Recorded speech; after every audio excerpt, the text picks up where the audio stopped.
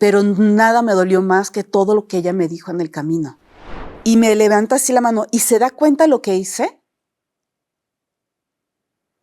Adivina qué hizo. Mi psiquiatra le dijo, era una persona perversa.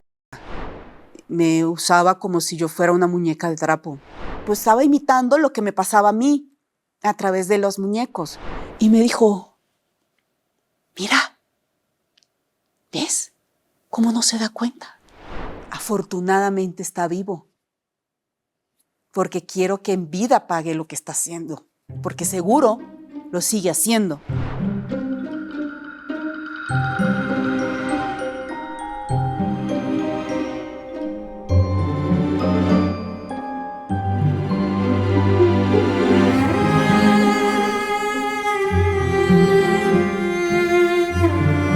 Bienvenidas y bienvenidos a Caras Vemos Sufrimientos. Recuerda que este programa, su contenido es educativo y documental. Me gustaría que hoy hicieras una reflexión, y una reflexión sobre la mentira. ¿Qué pasa cuando nos damos cuenta que alguien nos miente? ¿Tienes que ir directamente y decirle, ¿me mentiste? Eso es lo que hacemos la mayoría, ¿verdad? Pues te propongo algo que te va a dar muchísima más información y a la vez te va a hacer que tus relaciones se enriquezcan. Cuando alguien te mienta, antes de decirle por qué me has mentido, intenta averiguar la razón por la que te están mintiendo. Hay mentiras que las personas las cuentan simplemente para evitar el conflicto. Y a lo mejor, ¿por qué? Porque no habéis establecido unos límites, ¿no? Tu marido, es que voy a quedarme 2 horas más en el trabajo, y te das cuenta que se ha ido con los amiguetes a ver el fútbol, ¿no? Entonces, ese tipo de mentira lo que te está diciendo es que no han llegado a un acuerdo. ¿Y no sería mejor que en vez de decirle, me mentiste, decirle, oye, cariño, sé que estás quedando con tus amiguetes. ¿Qué te parece si queda con tus amiguetes? A mí no me importa, prefiero eso a que me ocultes la verdad, y yo también quedo con mis amigas. Fíjate qué manera de resolver un conflicto que de la otra manera haces un drama. Me mentiste, me traicionaste. En el fondo lo único que quieres es conseguir un tiempo extra. Hay gente que nos miente porque en el fondo no nos quiere hacer daño, y lo que no se da cuenta es que nosotros somos personas que preferimos que nos digan la verdad. Por ejemplo, ¿cómo parezco? Y la gente te responde muy bien, y luego tú te das cuenta que tienes aquí todo el pelo hecho un desbaratijo, ¿no? Pues la próxima vez que te des cuenta que esa persona te miente para no hacerte daño, dile, oye, yo prefiero que me digas la verdad a que me duela. Otro tipo de mentiras, que esta para mí es la que hay que tener mucho cuidado, son las mentiras con dolo. Aquellas en las que la persona es consciente que te está haciendo daño. Y son fraudes emocionales o fraudes económicos, que son mentiras con una planificación, con una intención, y en que la persona te está estafando, o sea, te está engañando. Si ese es el tipo de mentira que has descubierto, entonces ahí tienes que tomar acción y decidir si quieres seguir teniendo una relación con esa persona o no. Bueno, esto ha sido los comentarios de hoy, el tip de hoy, la reflexión de hoy. Y hoy viene una mujer que, además de venir de un país que nos ve muchísimo, que es Venezuela, viene con un objetivo. Su objetivo es alertar a todas aquellas personas que están alrededor de este sujeto, porque está demostrado que este tipo de personalidades no cambia. Carmen, muchísimas gracias. Muchísimas gracias por tu valentía, porque, a ver, tú viniste en una época en que todavía era relativamente sencillo venir a México, pero hay casi 8 millones de venezolanos viviendo fuera de su país. Y algunos están saliendo de una manera tan peligrosa y les exponen a cualquier tipo de riesgos, tienen que cruzar la selva del Darién, que es súper peligrosa, y empiezan de cero en otro país, dejando la familia, dejando sus sueños, y en tu caso también dejando traumas y situaciones muy dolorosas que revives. Cuéntame un poquito cómo eras tú de niña y cómo era ese hermano. Gracias por darme la oportunidad de tener voz. Yo de niña era una niña muy introvertida. Mi familia era una familia aparentemente unida y amable, y educada y honrados, pero dentro era un gran infierno. Fíjate que me dices aparentemente. Ujú. ¿Qué hacía tu mamá y tu papá para aparentemente parecer una familia perfecta? Ellos era la típica familia que todo lo que sucedía afuera estaba bien, pero las consecuencias las teníamos nosotros cuando entrábamos a casa, ¿no? El típico, cuando lleguemos a casa te las vas a ver, ¿no? Y cuando estábamos en la calle, no, pues siempre estábamos vestiditos, arregladitos, ella muy coqueta, en el aspecto de muy arregladita, ¿no? Mi papá también, entonces ellos eran como aparentaban ser muy honrados, humildes pero honrados. ¿Recuerdas alguna situación en la que de cara a la gente era todo perfecto y cuando llegaste a casa Hmm. te esperaba una terrible? Una tunda. Una tunda. Yo recuerdo cuando estaba no sé cómo le digan en México, pero pasando de primaria a bachillerato, pasaron, cuando cursa los 3 primeros años, yo empecé a tener problemas, ¿no? De notas. Yo nunca fui una persona de mala conducta, solo entraba y entraba dentro de mí y me hundía. Entonces yo repetí, le llaman a mi mamá para decirle que iba a repetir año. Mi mamá y yo y la directora estábamos en su oficina y la directora trataba de hablar con ella, mire, su hija tiene problemas, o sea, repetido año, yo veo que ella es muy retraída y le está explicando y mi mamá solo se quedó en que íbamos a repetir año. Bueno, en ese momento ella se volteó y me dio una cachetada delante de la directora y la directora nos corrió inmediatamente. Yo no voy a permitir que eso suceda. Y tú dirás, bueno, eso es lo más fuerte, ¿no? Que te pegara. No, lo peor vino después. Porque ella me da la cachetada, la directora nos corre y desde el colegio, desde el liceo hasta la casa, no paró de decirme que era una inútil, que no servía para nada, que era una vergüenza de hija, que que era una estúpida, que era una tonta, que todo lo que ha hecho ella por mí, o sea, me tomó psicológicamente todo el camino.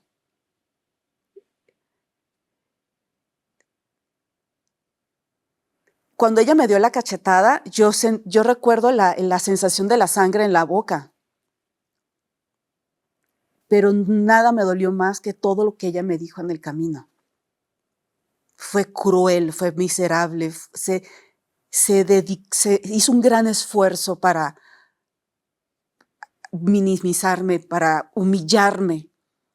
Llegó un punto en el que eso me doy cuenta que lo hacía a menudo y es que empezó a no oír.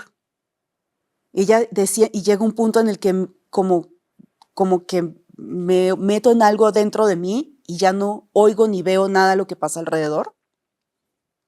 Llego a la casa, ahí me deja, se va y yo me quedo sola, sentada. Y ahí fue mi primer intento de...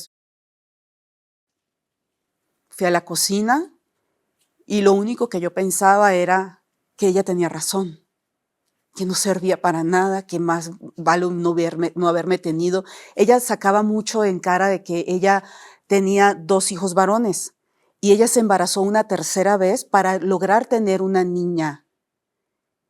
Y ella me dijo que casi le da, hay algo que le da a las mujeres embarazadas. ¿Preeclampsia? Exacto. Y que ella le dijeron y que no le importó. Yo me arriesgué para tenerte. Y mira cómo me pagas. O sea, eso y más. Y agarré un cuchillo y lo hice. Y entonces, cuando veo la sangre correr, yo me asusto y dije, ¿qué estoy haciendo? ¿Qué pasa? Como que me hubiera despertado y no sé por qué llamé a un compañerito de la escuela y le dije, oye, ¿puedes venir? El Vigio. Lo Se llamaba el recuerdo. Vigio, ¿no? El Vigio, piloto, un gran ser humano, en verdad. ¿Dónde Y está ahora él? él creo que vive en la India. Es piloto internacional y es una persona súper inteligente, talentosísima, en verdad, un gran ser humano. Y le llamo y no sé qué le dije, porque recuerdo pocas cosas, y él corrió a mi casa, le dejé entrar y me limpió la herida, me vendó, me abrazó y me dijo, me tengo que ir porque vi a tu mamá parada en la acera de enfrente, en la banqueta de enfrente, y no quiero problemas con tu mamá. Él se va y ella espera que él se vaya, entra, y dice, ¿qué hacías tú con un hombre aquí sola? No sé qué tal. Y cuando se da cuenta que tengo la muñeca vendada y me levanta así la mano y se da cuenta lo que hice, adivina qué hizo. Me volvió a dar otra cachetada. Recuerdo que me tiró yo estaba en una silla parecida a esta y en esa época había teléfonos fijos y yo estaba sentada y me tiró de la cachetada que me dio. Y nunca, jamás en su vida tocó el tema. No me dio un abrazo, no me dijo por qué, no me preguntó absolutamente nada. ¿Cuántos años tenías tú? Creo que tendría 16 tal vez, o menos, no sé. Yo tengo muchos problemas con las fechas y nunca. ¿Cuál es tu ciudad natal? ¿Dónde vivías? Caracas. En Caracas. En Caracas, en la colonia de la Candelaria. Franco Levita le hizo una canción a esa colonia, se llama La Plaza del Centro. Si escuchan esa canción de Franco Levita, está dedicada a esa colonia, Candelaria. O sea, que tu madre, como que desde niña tenía rabia o odio hacia ti. Sí, era una mujer muy mala, muy... mi psiquiatra le dijo, era una persona perversa. Eso así ella decía, no, tu mamá es una persona. O sea, ese era el nombre que ¿Ha le muerto definí. ya? Afortunadamente, mi mamá y mi papá ya fallecieron. Fíjate, Sí. el daño que te debieron de producir para que una persona diga, afortunadamente mi padre y mi madre ya fallecieron. Esto te pasó a los 16 años, Aproximadamente, sí.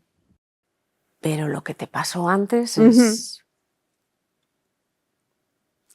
Sí, seguramente la gente va a decir, "¡Ah! ¿Solo por eso va a desearle la muerte? O sea, a lo mejor no lo supo manejar. Cuando sepan quién era ella y qué hicieron o qué no hicieron, me van a entender. Nos retrocedemos a tus 5 o 6 años. Un poquito más adelante, es que no tengo muchos recuerdos, pero sí, Es entre normal 5. porque cuando hay tantos acontecimientos traumáticos, nuestra mente, como como un instinto de supervivencia para que no revivamos tanto dolor, lo que hace muchas veces es desconectar y nos hace olvidar. Y de repente podemos recordar solo escenas o imágenes o sensaciones. Recuerda que la imagen, el recuerdo racional es menos poderoso que el recuerdo emocional y a veces tú puedes sentir dolor, aversión y no sabes por qué, y es porque algo hay ahí de tu niñez que tu parte racional te está diciendo no debes de recordar porque te puede doler más. Entonces, ¿a partir de dónde recuerdas? A partir de los 8 años. Son escenas que van y vienen y con terapia he logrado como que entender y colocarlas un poco en orden. Recuerdo estar, el departamento donde nosotros vivíamos era un departamento de 2 recámaras, una sala y un comedor, bastante amplio todo, en esos edificios viejos, techos altos y que eran muy espaciosos, no como ahora que todo es muy reducido. Y mi mamá, trabajadora del hogar, mi papá, contador. Mis 2 hermanos, Juan Carlos y Rubén Darío, y yo soy la más pequeña, dizque la consentida. Recuerdo 8 años, mis hermanos, nosotros dormíamos en un mismo cuarto y ellos dormían en lo que se le llama una litera.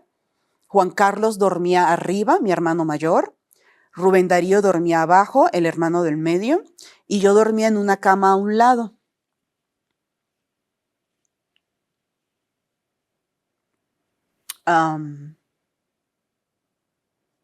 El primer recuerdo es tener a Juan Carlos metiéndose entre mis sábanas,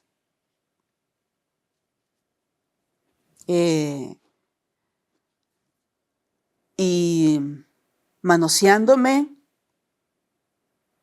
Al principio era arriba de la ropa y él practicaba conmigo posiciones como del Kama Sutra. Me usaba como si yo fuera una muñeca de trapo.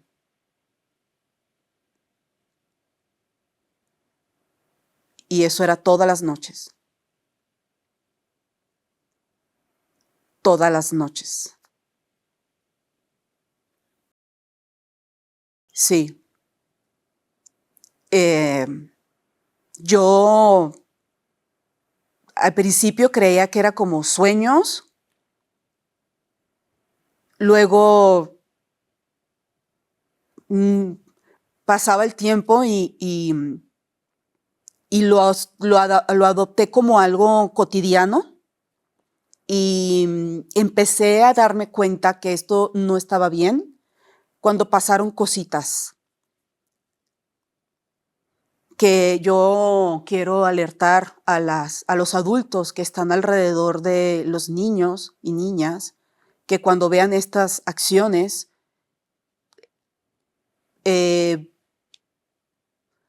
lo vean como una alerta.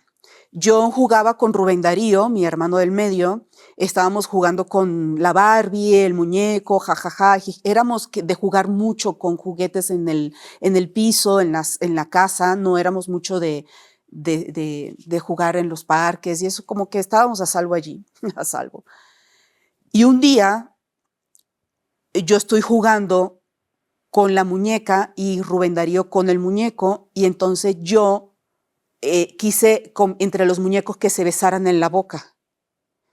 Y Rubén Darío se levantó como muy alterado, dijo, ¿qué estás haciendo? En Venezuela decimos mucho la palabra es algo muy cotidiano, no es tan como ofensivo. tontorrón. Como tontorrón, como tonto, como, ¿no? Entonces estaba, no sé qué, y recuerdo como que hice mal, ¿no? Porque pues estaba imitando lo que me pasaba a mí a través de los muñecos. Y yo como que me dio un poco de miedo, ¿sabes? Y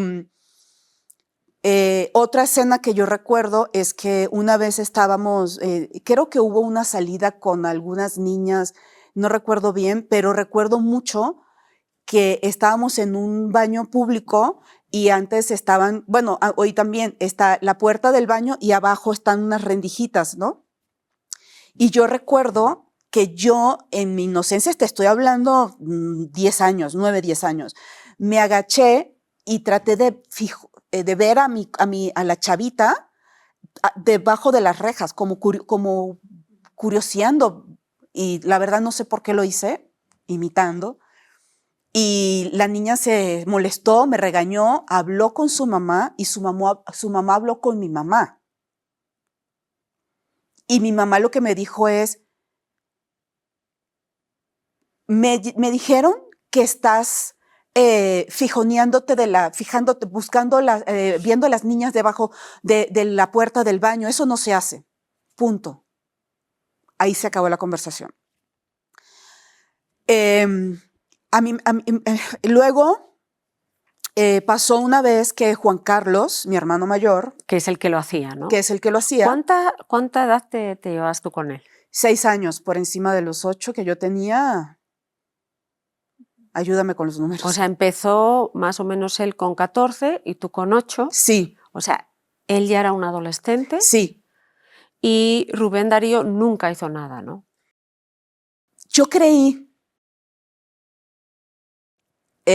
por muchos años que él no se había dado cuenta. Es que yo siempre pensé que nadie se daba cuenta. Creo que de ahí viene la sensación que tengo de ser invisible. Nosotros vivíamos en un edificio pequeño y en el piso de arriba vivía una familia española. Mamá soltera, el abuelo y 2 hijas. Y la chica tenía como mi edad y la otra tenía la edad de Juan Carlos, o sea, 14, 8 más o menos. Y él les dice, vengan a casa, las quiero invitar a ver una película. Entonces nos sentamos en el sofá, recuerdo, la televisión hacia enfrente y estábamos nosotras viendo la película y él parado detrás de nosotras. La película era una caricatura. Era Blancanieves y los 7 enanitos. Y era, para no decir la palabra, una película de adultos. Sí. O sea, son esas películas que se ponen, que son por/no, pero... En dibujos animados. En dibujos animados.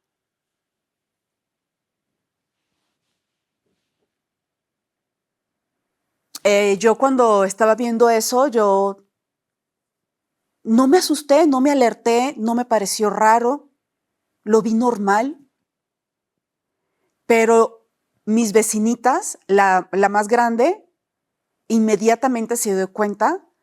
Recuerdo que rieron de una forma histérica y ella agarró a su hermanita chiquita y salieron corriendo literal del departamento. Y yo dije, ¿por qué? ¿Por qué? ¿Por qué corren? ¿Por qué? ¿Por qué les dio miedo? ¿Por qué? ¿Por qué? ¿Por qué? Y empezaron mis preguntas y empecé a... No me cuestionaba porque él hace un trabajo como de normalizar tanto todo que yo no cuestionaba nada. Y recuerdo que él dijo como que es que en mi casa había mucho silencio. Si yo hablaba, como me tildaban de pendeja, me daban golpes, había mucha violencia física, muchísima. O sea, Rubén Darío me caía a golpes un día sí, el otro también. Mi mamá me pegaba constantemente porque tenía problemas de ira o qué sé yo. Mi papá era un padre presente pero ausente emocionalmente. Él solo llegaba y se sentaba en su sofá con su periódico, porque en ese entonces obviamente el periódico, y no interactuaba con nadie. Él a mí nunca me miró a los ojos, nunca me dirigió una palabra. O sea, él hablaba solo con los hermanos, pero a mí nunca me trataba, nunca. Y Bueno, volviendo a Juan Carlos y a esa escena, él se rió y dijo, pero bueno, vamos a verla nosotros. Y terminé de ver la película. ¿Recuerdas qué sentías cuando estabas viendo la película? Era como una sensación de que pequeñas cosas dentro de mí se iban corrompiendo. Como si lo que quería yo normal se estaba rompiendo.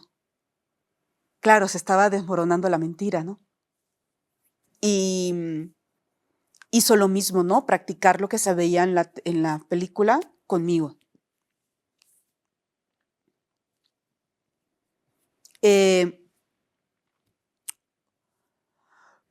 Luego de eso, recuerdan que yo decía que pues, el cuarto estaba la sala del comedor. Entonces, lo que voy a decir está fuerte, ¿eh? Él me toma, yo ya tendría como 11 años y ya más. Y él me toma, mi papá estaba sentado en una silla como esta con el periódico.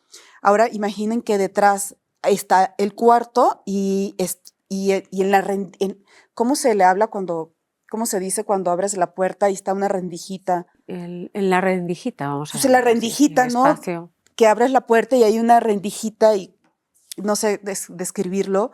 Y entonces él me tomó, como siempre lo hacía como muñeca, y me dice, ven, párate aquí, ven, súbete aquí a la cama, ven, abre aquí abre así la pierna, a ver, ponte. Y me puso la cara mirando en la rendijita y en esa rendijita yo podía ver a mi papá sentado leyendo el periódico de espalda a nosotros y él empezó a conmigo hasta que acabó, pero él tenía su mano aquí y me obligaba a ver.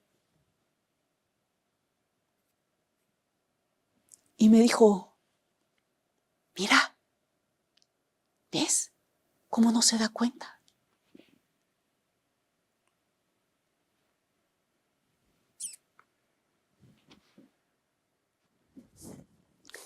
Y Qué indefensión, ¿verdad?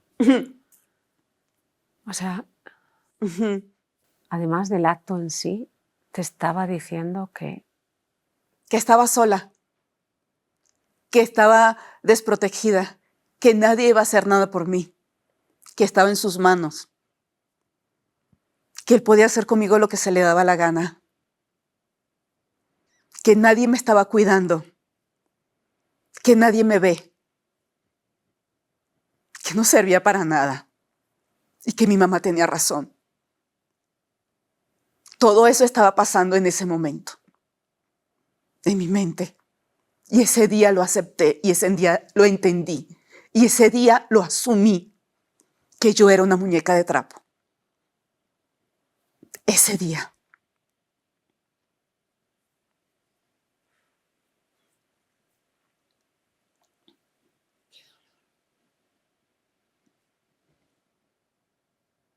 Y él acabó y ahí me dejó. Y pasó el tiempo y llegó la bendita regla. Empecé a menstruar. Recuerdo que estaba yo en una alberca y alguien le dijo a mi mamá y mi mamá vio que estaba menstruando y me llevó a un baño y me compró una toalla sanitaria y me dijo, de ahora en adelante vas a emanar un olor que va a hacer que todos los hombres se quieran acercar a ti.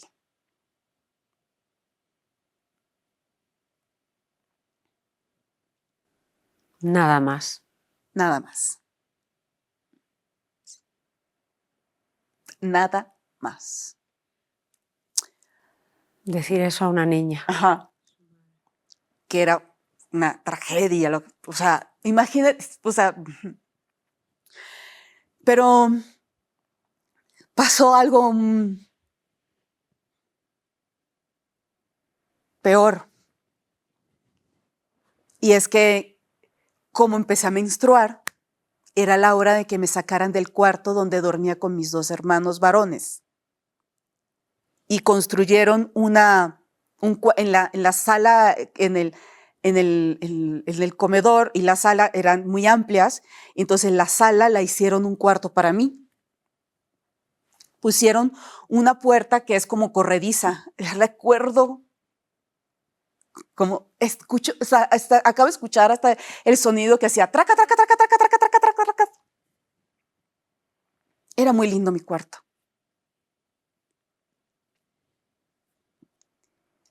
Y me dijo que ya me tenía que separar de los varones. Y yo, ¿por qué? Simplemente hicieron ese cuarto porque yo ya era una mujer. La primera noche que la primera noche, yo cierro mi cuarto, y esa puerta tenía un segurito. Todo era de plástico, o sea, soplaba si se caía, pero muy simbólico. Y yo le puse el segurito. Una niña de 12 años, ¿por qué tendría que poner un seguro en su cuarto? Y escucho a Juan Carlos tratando de abrir la puerta. Y yo en ese día entendí que todo lo que venía pasando estaba mal. Y sentí mucho miedo. Y grité, ¡mamá! ¡Mamá! Y escuchaba a Juan Carlos, ¡shh, cállate! ¡Déjame entrar! ¡Ábreme! Y escuché a mi mamá decir, cállate. Mira lo que hace Juan Carlos. No me importa, cállate. Déjanos dormir.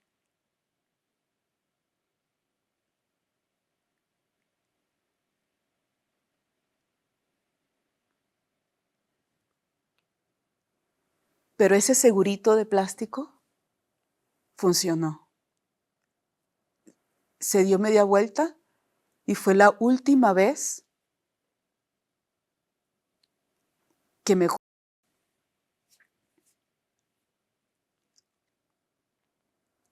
Desde ahí empecé a tener alucinaciones.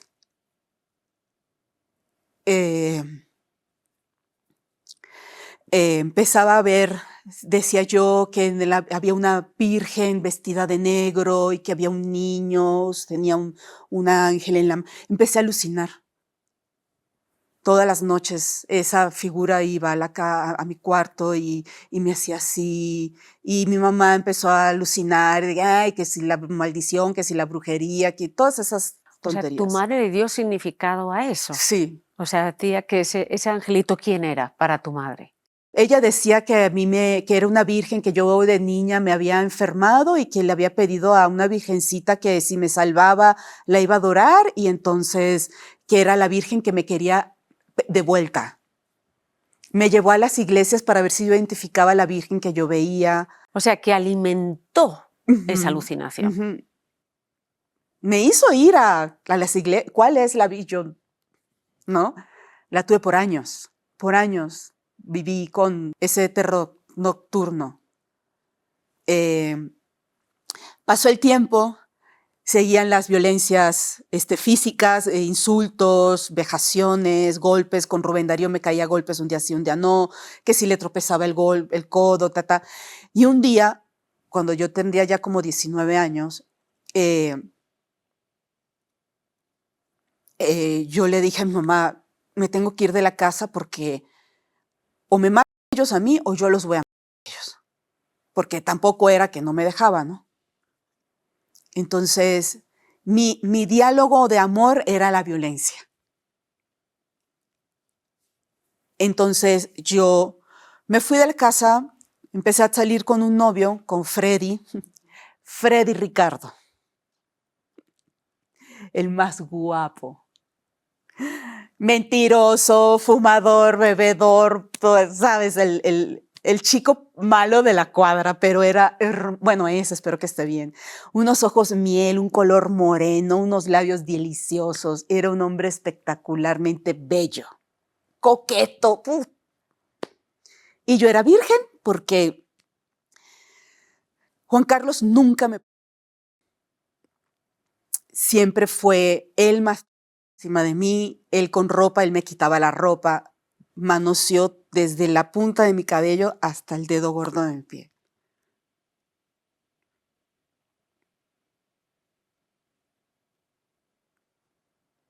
Y yo a Freddy, pues yo tenía la idea de mi mamá siempre decía, si tienes sexo con Freddy, ya no se va a casar contigo, ya ninguna mujer, ningún hombre te va a querer porque ya no eres virgen.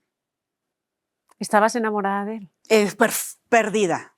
¿Él estaba enamorado de ti? Pues yo creo que sí, espero que sí, que era muy mujeriego y pues éramos jóvenes, ¿no? ¿Qué te dijo él para que te enamoraras ay, y es confiaras? Que, sí, no, es que él me trataba muy bonito. O sea, fue además de que estuviera guapísimo, fue la primera persona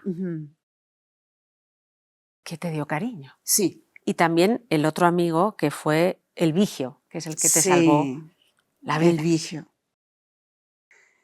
Freddy me trataba muy bonito. Me respetaba muchísimo. Era muy caballeroso conmigo. Y yo me mantuve virgen hasta el año. Y el año me da risa porque recuerdo que él me decía, oye, Carmen, todos los días él siempre me pedía que estuviera o que tuviéramos, ¿no? Que pasáramos la noche. Y yo, no.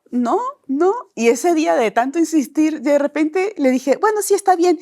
Y él dije, ay, anda, porque sí. ¿Sí? ¿Sí? ¿En serio? Sí. Sí, o sea, como que él estaba ya diciendo, siempre me dice que no, yo acepto que siempre me diga que no. Y pues bueno, mira, yo estaba muy asustada. No sé, yo pensé que tener relaciones era como lo que tenía con Juan Carlos y cuando empezó a pensar yo así como que, ¿qué es esto, no? O sea,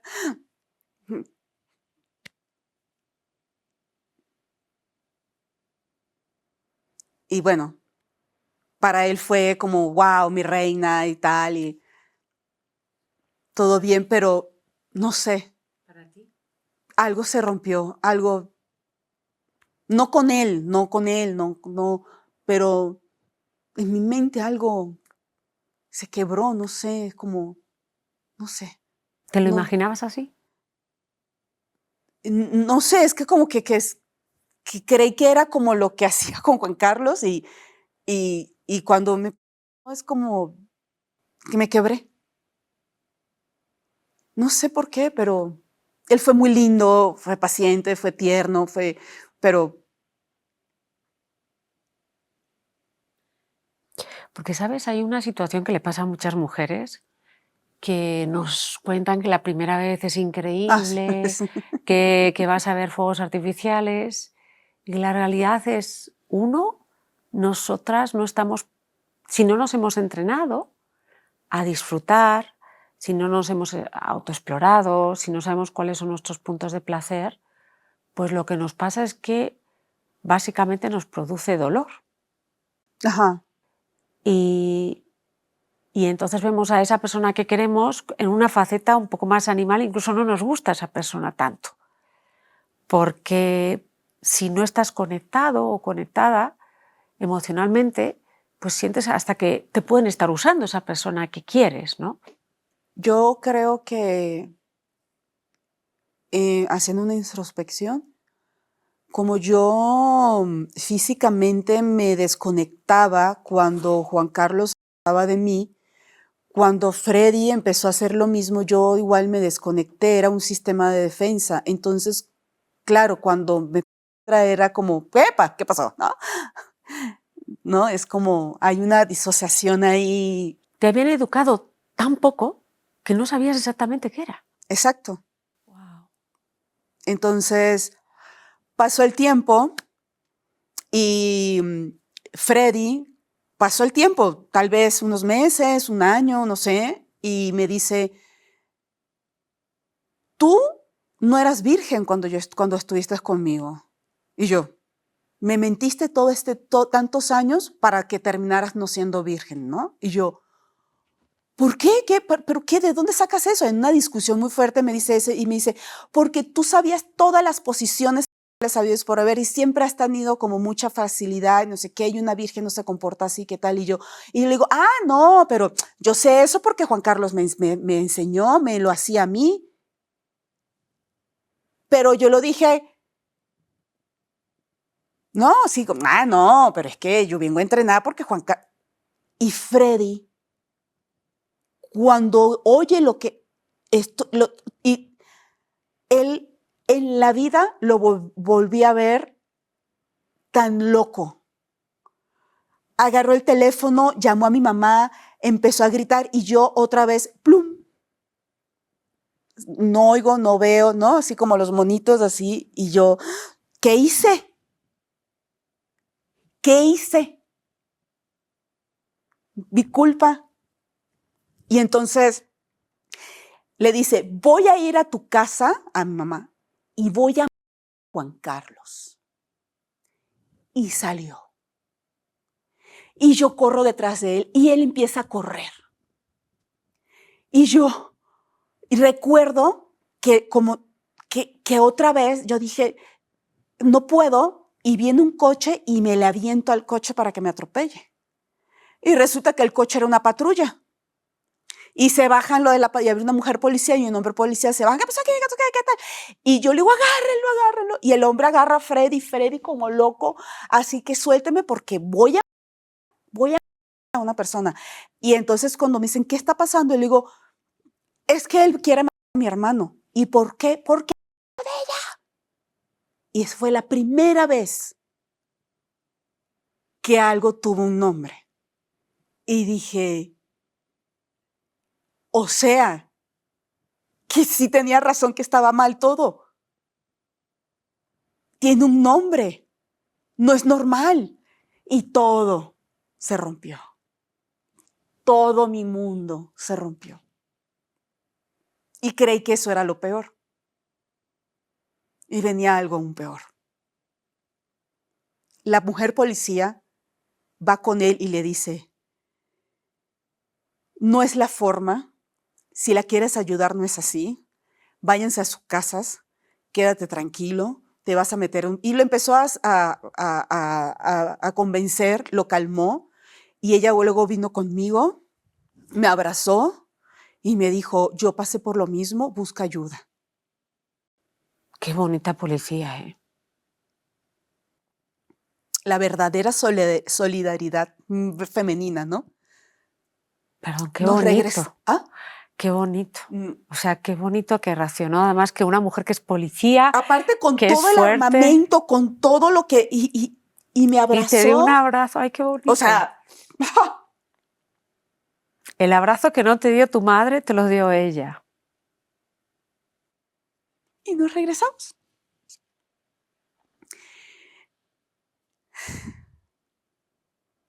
Yo no sé si yo llamé o ellos me llamaron, pero quien habló conmigo fue mi papá, por primera vez en su vida. Y me dijo, ¿qué es lo que pasa aquí? Freddy, ¿qué quiere a Juan Carlos? Le digo, sí, porque Juan Carlos hizo de mí. Fue la primera vez que lo nombraba, todo completo. Juan Carlos de mí. Vamos a hacer una cosa. ¿Tú cómo te llamas? Carmen Teresa Martínez González. Martínez González. ¿Y Juan Carlos es hermano tuyo, de Sí, padre y madre? son mis apellidos, Martínez González. Y mi papá me dijo, ¿y? Te lo dijo así. ¿Y? Y por eso estás loca, porque Freddy dice que tú eres una loca. Yo ya hablé con Juan Carlos y él me dijo que solo era una exploración de adolescentes. Te lo estoy diciendo textual, no son palabras más ni palabras menos.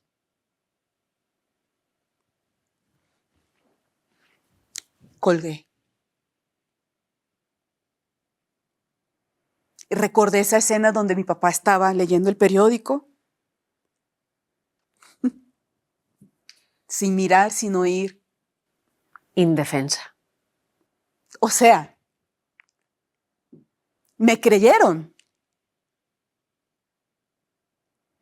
Y no les importó. Mi mamá jamás, hasta cuando murió, habló conmigo del tema. Después de que te pasa eso, ¿vuelves a casa? No, ya yo vivía afuera.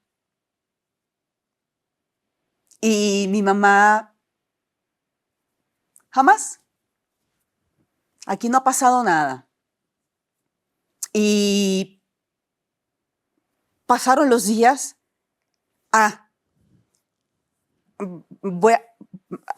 Quiero platicar un poco de cómo era la figura de Juan Carlos en la casa. Cómo era su mente. Mi papá, como no era una persona emocionalmente presente, él asumió el rol de mi papá. Y era como que el mandamás de la casa. Pero él era muy manipulador. Bueno, es porque afortunadamente está vivo. Porque quiero que en vida pague lo que está haciendo. Porque seguro lo sigue haciendo. Entonces él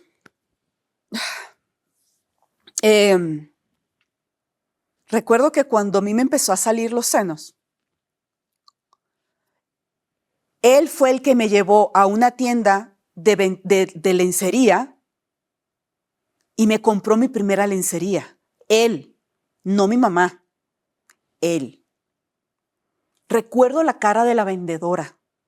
Era una cara de desprecio, de náuseas. Su mirada, lo miraba de una manera y yo, ¿sabes? No entendía. Tendría 12, 13 años, no sé a qué edad empiezan a salir.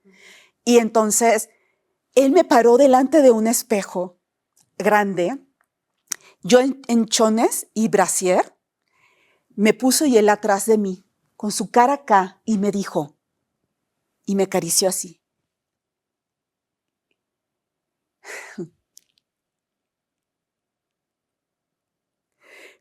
Con este cuerpo que tú tienes, vas a poder controlar el mundo, pero lo tienes que saber usar. O sea, y yo, o sea, no, o sea, incluso yo creo que estaba intentando venderte a la larga. O sea, me estaba lavando el cerebro. Uf. Desde los 8 años me usaba como una muñeca de trapo. Me manipulaba, me ponía aquí, acá, me collaba, ¿no? Y yo... Y luego me dicen eso cuando me empiezo a desarrollar. ¿Qué te está vendiendo? ¿Cómo te está programando?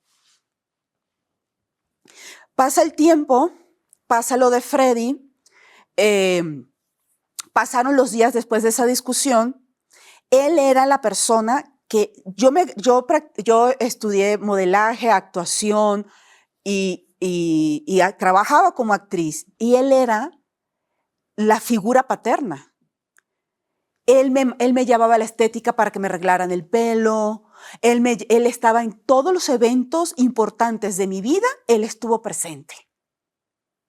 O sea, él era el hermano que ante la sociedad cumplía su función de hermano mayor. Me educaba, me protegía, me cuidaba.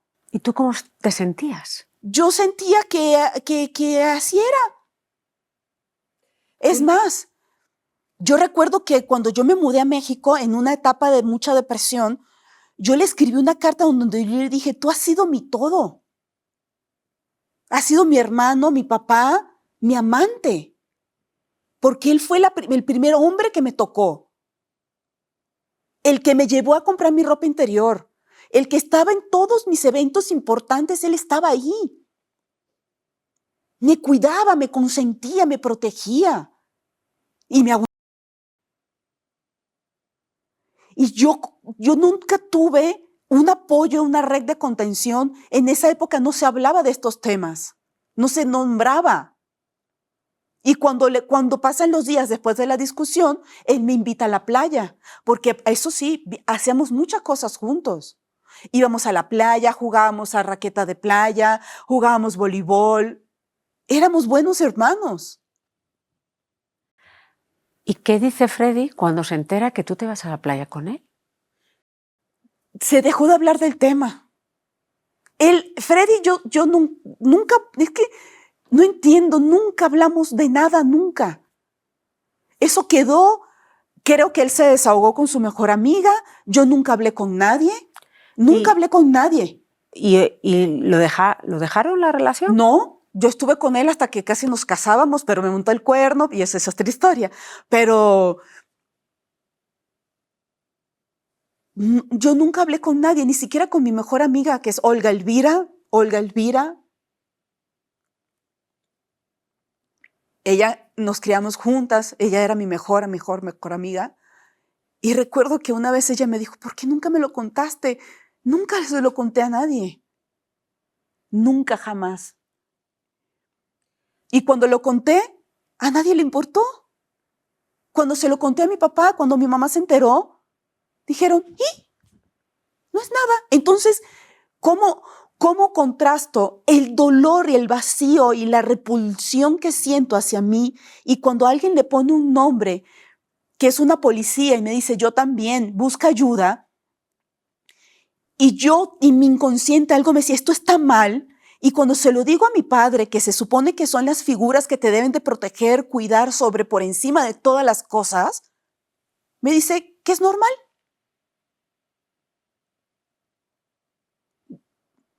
No supe qué hacer y lo volví a guardar. Y cuando llegamos a la playa, íbamos caminando, yo recuerdo que él me dice, mi mamá me dijo que te pidiera perdón. Mi mamá me pidió que te pidiera perdón. Y yo, así que bueno, todo lo que tú y yo hicimos ya no va a volver a pasar y te pido perdón. Jamás se volvió a tocar el tema.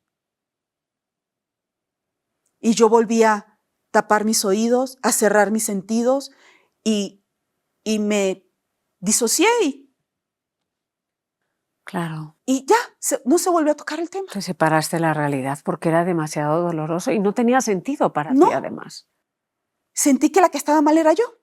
Y bueno, empieza un proceso de promiscuidad de mi parte, porque ya me habían programado como que soy una muñeca en la que debo dominar el mundo con mi cuerpo. Y además, el único tipo de afecto que has recibido, más allá de que sea positivo o negativo, y atención, fue por parte de Juan Carlos. O sea, y estoy hablando de un tipo de atención que te dio porque el resto de tu familia fuiste invisible. Aprovechó eso.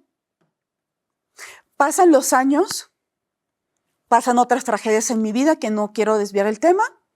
Mi mamá enferma, le da un infarto y vamos a la clínica. Ella sobrevive el infarto, pero está 15 días hospitalizada para la operación. Y yo esos 15 días regreso a Venezuela. Yo llevo 25 años viviendo aquí en México. Me regreso a Venezuela para estar con ella en la habitación. Y tuvimos una plática, ella y yo. Ella me dijo, yo jamás le perdoné a tu hermano lo que te hizo. Y según tú, ¿qué me hizo? Bueno, eso que te hizo. Yo de verdad no quería que pasara ni una mosca porque no quería romper ese momento. Y me dijo, pero él tiene problemas porque vi unas fotos de él haciendo a un hombre y sé que él tiene revistas, él coleccionaba revistas para adultos, las coleccionaba. Y ella dijo que ese siempre ha sido su debilidad. Pero aquí viene algo que terminó de ponerle la cereza al pastel, Rubén Darío. Y Rubén Darío siempre fue una persona, cuando llegó a la adolescencia, muy violenta. Practicaba artes marciales, creó su propio arte marcial, con todo el mundo se caía a golpes. Y si alguien me ponía a mí un dedo, le caía a golpes. A todos mis novios le cayó a golpes. A Freddy le cayó a golpes cuando se enteró que me montó el cuerno. Les caía a golpes a todos, menos a Juan Carlos. A mí me caía a golpes un día sí y no. Tenía un carácter, o tiene, demasiado impulsivo. Pues mi mamá, en su lecho de muerte, me dijo, y yo le pregunté a Rubén Darío que si nunca se dio cuenta. Y yo, ¿qué te dijo? Y me dice que sí, pero que le parecía normal.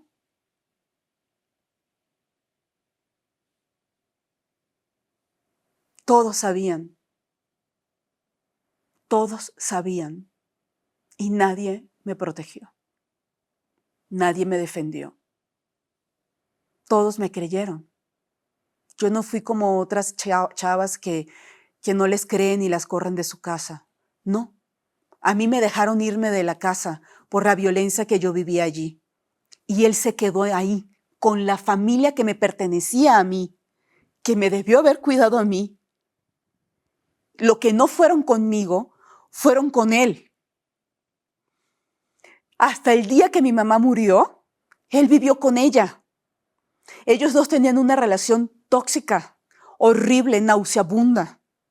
Era tan despiadado él con mi mamá que ella y yo tuvimos que crear una cuenta bancaria a escondidas donde mi papá y yo le depositábamos dinero a mi mamá para que él no se lo quitara. Un día mi mamá me llamó para decirme que habían cortado la luz porque a ella le tocaba pagar la luz cuando la casa era de ella, porque el jovencito la obligaba a ella a pagar la mitad de los gastos de la casa, cuando ella lo que hacía era vivir de la pensión. Una pensión que supuestamente era de lo único que ella vivía. Pero yo le mandaba dinero a mi mamá y mi papá le daba dinero a mi mamá. Es más, cuando mi mamá murió, mi tía, que era mi madrina, me dio un dinero en efectivo y me dijo, toma, mija, esto me lo dio su mamá para que se lo escondiera de Juan Carlos.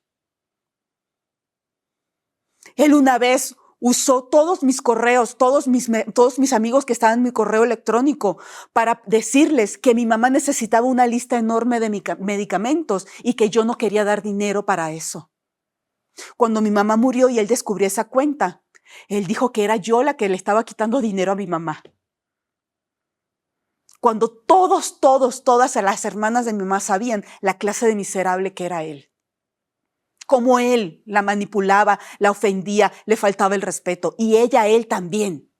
Los dos eran igual, una relación súper tóxica. Cuando mi mamá muere, mi mamá me dijo, ella antes de entrar al quirófano, me dice, pues mija, yo no sé si fui buena o mala mamá, pero fui lo mejor que pude. Y le dije eso. Sí, mamá, solo fuiste una mamá que hizo lo que pudo. Te amo. Entró, se murió. Salió. Perfecto. Vamos al velorio, todo el tema, él con un drama y una lloradera, porque aparte manipulador como nadie. Yo recuerdo que cuando mi mamá estaba en terapia intensiva, que estaba hospitalizada, él me dijo, es que yo no quiero seguir peleando contigo, porque nos habíamos dejado de hablar, porque él torturaba tanto a mi mamá que yo le dije, mamá, te prohíbo que me hables de Juan Carlos. Ya no quiero saber nada de él. Le dije, te pago la renta de un departamento, vete a vivir allí. Rentas un cuarto para que ese dinerito también esté para ti y vivas acompañada. Todos se lo dijimos. Y la respuesta de mi mamá fue, ¿y cómo voy a dejar a ese pobre muchacho solo? Pobre muchacho solo que ya estaba hasta casado y vivía con su esposa en la casa de mi mamá. O sea, ¿está casado? Sí. ¿Y tiene hijos? Espero y no. Porque querían tener hijos. Y la esposa de él Aparentemente es una santa. A mí me cae de verdad muy bien. Es buena gente. Es muy buena gente, trabajadora como nadie. Se agarran a gente que son buena gente. Bueno, ella era una santa. En verdad, trabajadora. Ella lo mantiene a él porque él nunca ha durado en un trabajo. ¿Y no la has puesto en alerta a ella? Es la primera vez que hablo de esto.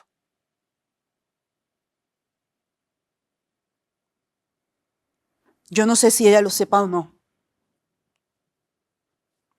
Pero me aterra que me vuelvan a decir, ¿y?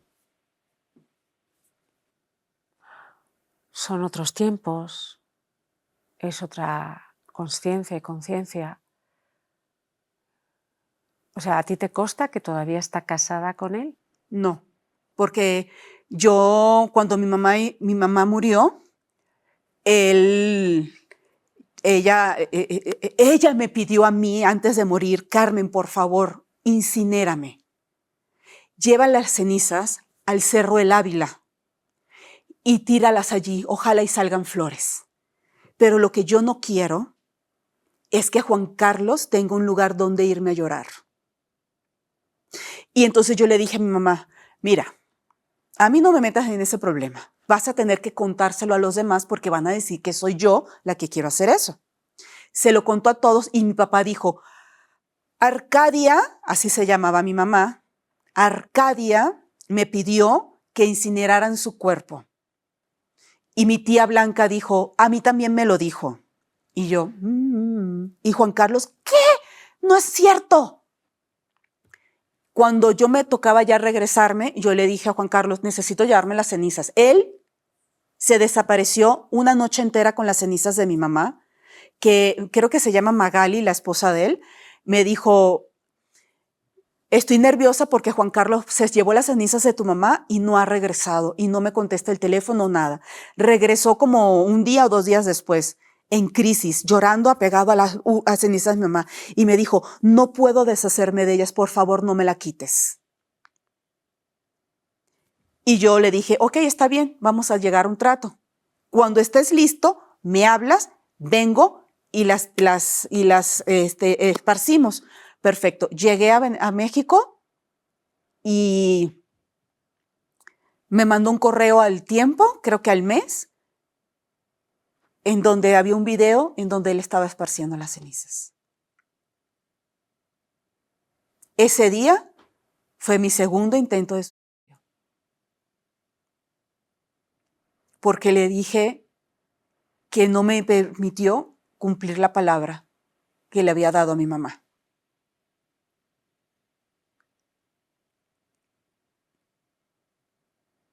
Y le dije, mi mamá le dio un infarto por tu culpa porque le diste muy mala vida. Muy mala vida. La psicológicamente. Es más, la misma esposa un día me dijo, jamás había visto a 2 personas faltarse el respeto de esa manera y al día siguiente estarse desayunando como si nada. ¿Y tu papá se habían separado ya? Sí. Mi mamá y mi papá, cuando ellos tenían 35 años de casados, se divorciaron. Y se llevaron mejor divorciados. Mi mamá y mi papá los fines de semana salían, ella le lavaba la ropa, a veces le hacía de comer, él le daba siempre dinero a mi mamá para comprar sus medicinas. O sea, a mi mamá, todos los gustitos que ella se daba, era porque entre mi papá y yo le dábamos dinero a escondidas de Juan Carlos. Jamás he vuelto a hablar con él hasta que un día me contacta supuestamente la esposa de él por Instagram y empieza otra vez la manipulación. Es que tú me caes muy bien, a mí me pareces muy valiente. Y algo que le creí porque ella es muy buena persona. Es más, todos decíamos, ¿por qué está casada con Juan Carlos? Una persona tan buena, tan trabajadora, tan noble, no es posible. Y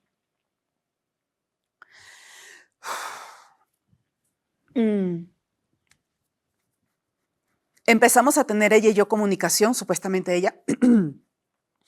Y un día me mandó una foto de él. Él usaba traje de baños tipo Torcido, de estos chiquitos, Sí. en la alberca, así, solo, feliz. Y yo le había puesto a ella de condición que le prohibía rotundamente que me hablara ni de Juan Carlos ni de Rubén Darío. Porque Rubén Darío no me bajaba de todo. Porque como no me casé, como no era virgen, pues para él yo era la oveja negra, me fui de la casa. Un día Juan Carlos me dijo que por mi culpa la familia se rompió. Y cuando me mandó la foto, yo le dije, te dije que no quería saber de él. Y la bloqueé. Me pareció nauseabundo que me lo mandara encuerado, o sea, semi-encuerado, ¿no? Es algo que me da mucha repulsión. Y luego una prima, Auristela, que yo la quiero mucho, me dice, mira, la foto de Navidad. Y es la foto y él está ahí. Y yo me quedé otra vez las náuseas y la repulsión. Y el rechazo. Y es como que si mi cuerpo explotara por dentro. Es que ya en ese momento ya eras consciente de lo que te había hecho. Ya yo sí sé Tenías ahora. un nombre, sabías cómo había ultrajado, destruido, te había aislado durante tu niñez y tu adolescencia. Rompió mi psique. Te rompió. Y le dije a mi prima, yo no quiero saber de Juan Carlos ni de Rubén Darío, por favor. Y me dijo, con razón me pidió que no te dijera que él me había mandado la foto para que yo te la mandara a ti. O sea, él me sigue acosando. Mira, por lo que dices es controlador, agresivo. Yo creo que le falta empatía, o sea, tiene todos los rasgos para ser un psicópata, por lo que dices. Y él es exageradamente manipulador. Claro, eso es otro rasgo de los grandes tú lo psicópatas. conoces aquí y te caería bien. Claro, son seductores. Súper. Y te seducen para que bajes tus defensas, te entregues a ellos y una vez que te has entregado, te destrocen viva. Y aparte te hace creer que está bien, que es normal. Y si lo descubren, pues él es una pobre víctima. Y te manipula por la lástima. Sí, claro. El victimismo. Sí. Y él sigue con toda la familia. Carmen, ¿cómo con todo lo que has vivido conseguiste levantarte? Con terapia. Yo invito a todas las personas que tomen terapia psicológica. Yo busqué ayuda por todos lados, pero yo no sabía por dónde. Fui a brujos, hice todo. Hasta que un día encontré a mi psiquiatra. Y luego encontré a mi psicóloga. Mi psiquiatra me diagnosticó borderline o trastorno límite de la personalidad causado por lo que Juan Carlos me hizo. Muchos trastornos límite de la personalidad, un porcentaje muy alto, son causados porque en la niñez te ha pasado un acontecimiento tan disruptivo que rompió tus conexiones emocionales. Es como si te amputara emocionalmente unos órganos que tenemos para ser, unos órganos ficticios, para madurar emocionalmente y te los rompe. Wow. O sea, una vez que tú ya sabes eso, empieza un camino de trabajo interno en el que aunque te faltan esas dos patitas emocionales, piernas emocionales que tienen casi todo el mundo, puedes desarrollar unas piernas biónicas que van más rápido que el resto del mundo. y ten por seguro que tengo las de alta tecnología. Ahorita estoy con una neuropsicóloga cognitivo-conductual. Sí, ¿cómo se llama ella? Ella se llama Lucía García. Lucía García, y está en México, ¿verdad? Sí, y me hizo todos los estudios. Tengo trastorno límite de la personalidad y TDA, Sí, TDAH. sí. Y gracias a... Trastorno por déficit de atención e hiperactividad. Exacto.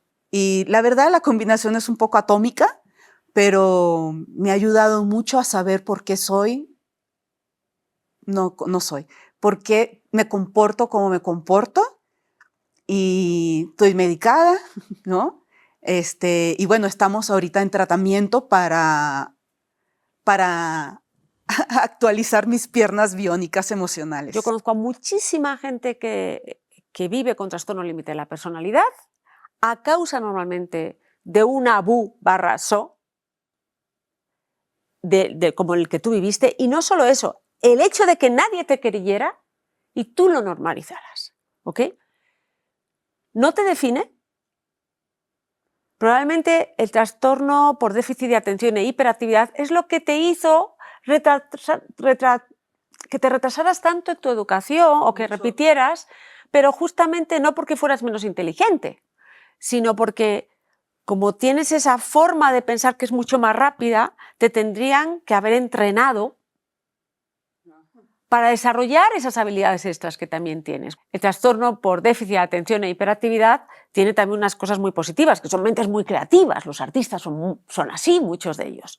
Y en vez de haberte entrenado y que conocieras, como dicen, tus sostenidos y tus bemoles, pues eso acabó en una cachetada de tu madre, y a propósito de una directora que en vez de decir eso no lo tolero en mi escuela, tendría que haber dicho a esa niña: Carmen, no pasa nada.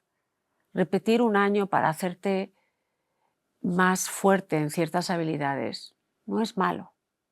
Quien ha reaccionado mal es tu madre. Pero cuando dijo yo no tolero eso, tú también lo personalizaste.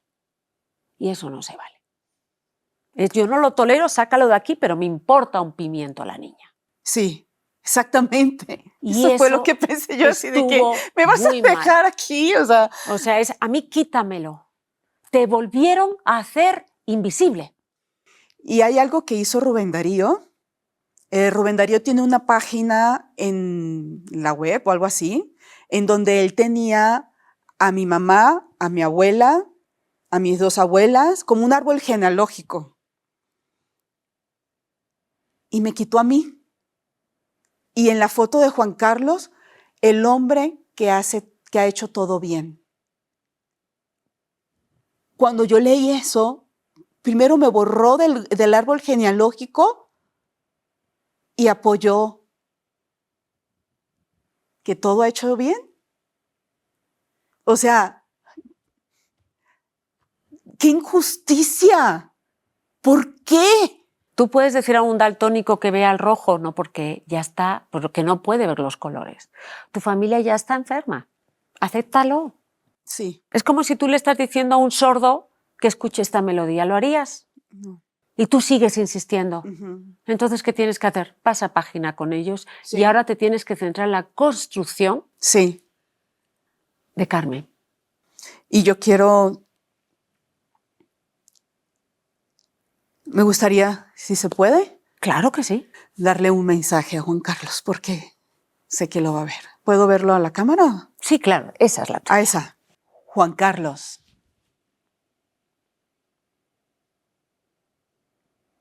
Te perdono.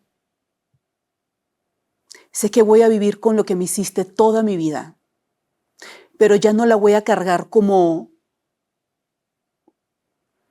algo de lo que deba de avergonzarme, como algo que me ensucia, sino como un aprendizaje, como una lección. Sobreviví a ti, no soy tu víctima.